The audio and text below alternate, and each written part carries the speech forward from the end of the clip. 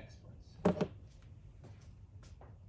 And on the subject of Axis leadership, we did a special the other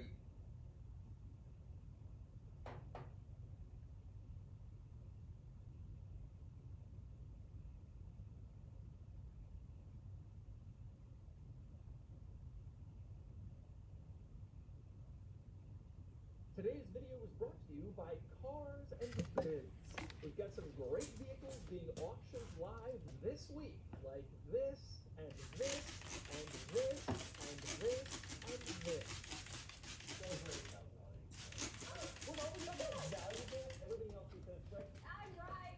Especially if I said it and taken a bite out of it. And that's why you should never listen to anybody about anything in terms of prediction. Now, let's predict. This is W. I am Kennedy from Cars and Bids. And I'm Alana. Apparently I'm a car expert, right? We are all car experts. And today we are going to talk about new cars that will be collectible in the future. On sale, right? It has to be on sale right now, and we are predicting what enthusiasts will collect in 30 years. This is tough. It's very difficult to predict. It what is. new cars. Always easy in hindsight, but it's very difficult in the present. Everybody's like, oh, I said the Carrera GT was going to get expensive. I was on the Carrera GT forum the other day, and people were like, this thing's a piece of crap. I swear, dozens of comments like that. And then 2 or 3 people be like, no, I think it's kind of cool. And they go, no, it's way overpriced, overbuilt. I think it's not even cheap. It's 300 grand. People, a billion people said that. Like a billion. It's foolish. I'm not serious. It's impossible to know. And that's why we should never listen to anybody about anything in terms of prediction. Now, let's predict. That's pretty- No. All right, who wants to go first? Alana, tell us what new car it is. Okay, I'm gonna go first with a car that's selling actually for The Serato. What a great choice. It's such a great car. I have a business, Doug drove it with With the Serato, for those who don't know, is a Henry Huracan, but they made an off-road version for some reason. It's lifted, it has fender flares and big driving lights and roof racks and skid plates, and I mean the whole off-road situation. Alternate tires. which is really fun because it's the opposite of so many other cars. The Huracan Yeah. is huge. And the Huracan Technica, which is like the fashionable Huracan.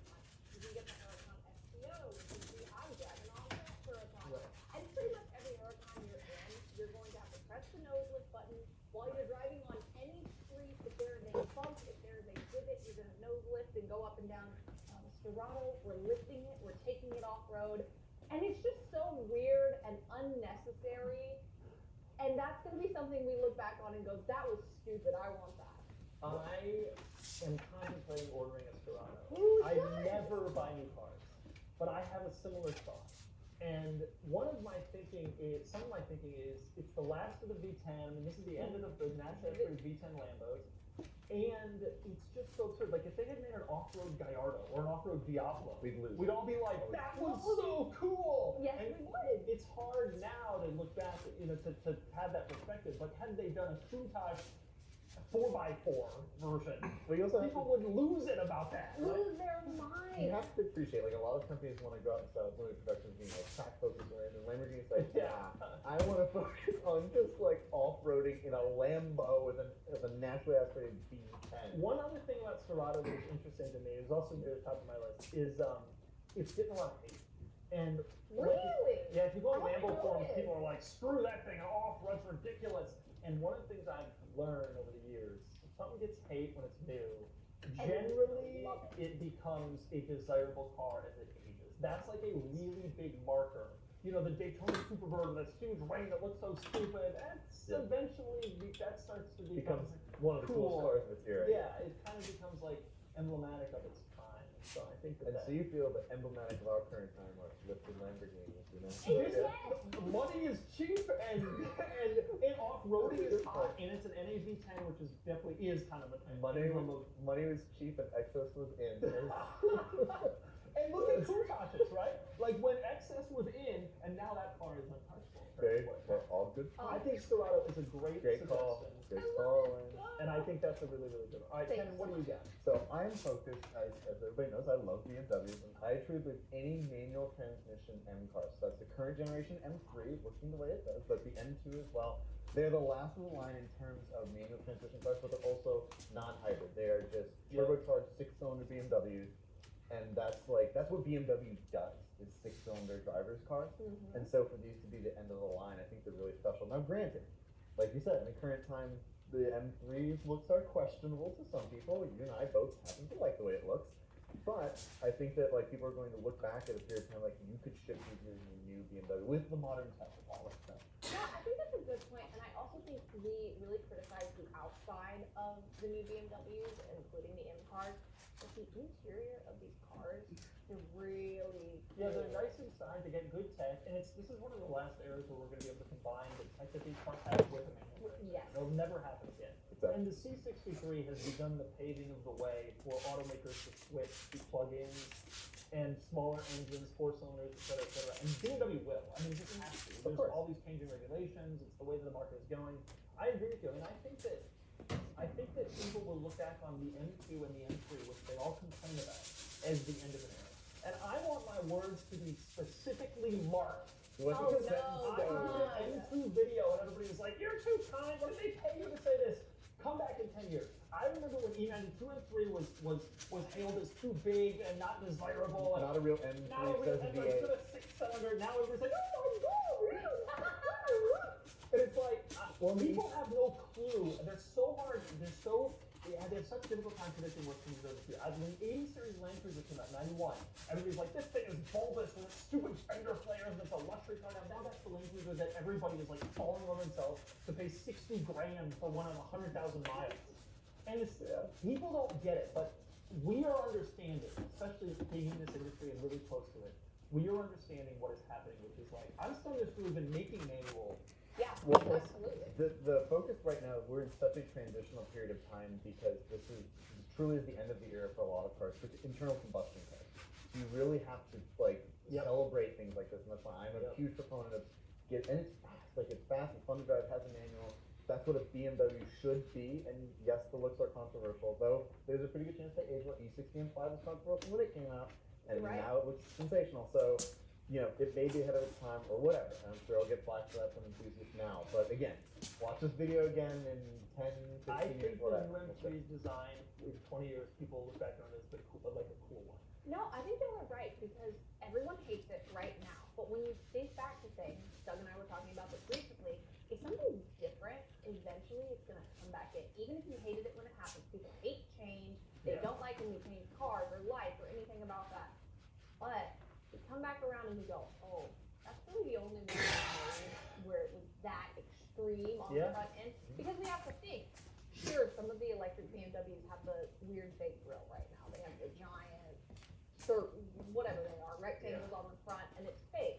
That's going to go away as styling to lean electric, and we don't need grills anymore. So you're right, these giant grills that you're seeing right now, they're not going to last very long, and they're going to be unique. And they'll be iconic of this time period. Yes, I think they that will like really be it. Love them or hate them. Love them or hate them. And so Yes. over time, when the car, I really, really, really believe that. Also, I remember when E90 came out, it was controversial how its style. Now since it's pain.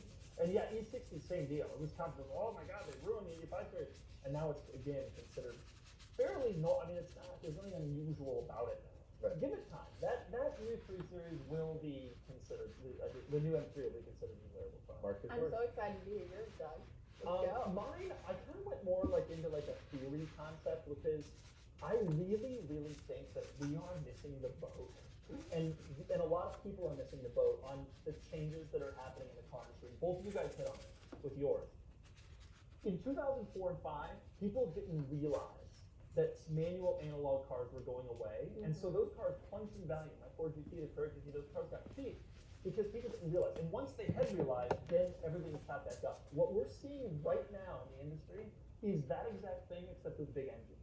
And so the analog stuff's already gone, but you still have a few NAV10s, you still have a few NAV12s, you still have a few big V8s That will not be true in 3 to 5 years. It will all be gone.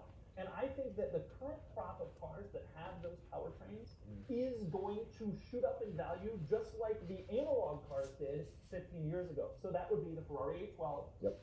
Historically, those V12 Ferraris do not gain a lot of value, but I think the end of the line NA V12 might kind of be a special thing.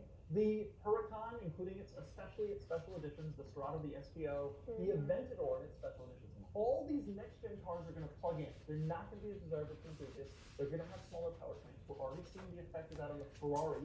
The 458 is the one everybody wants. The 488 and the F8, especially the special editions, the 458s, Speciality price set. they're the top. Yep. And the rest of them are pieces are less desirable.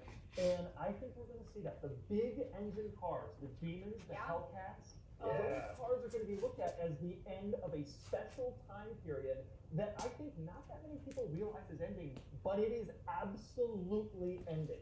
And you see that with Challenger and Charger specifically. Oh, Those yeah. cars, if they could get away with making V8s forever, they would. They're They still would. selling them, but they can't.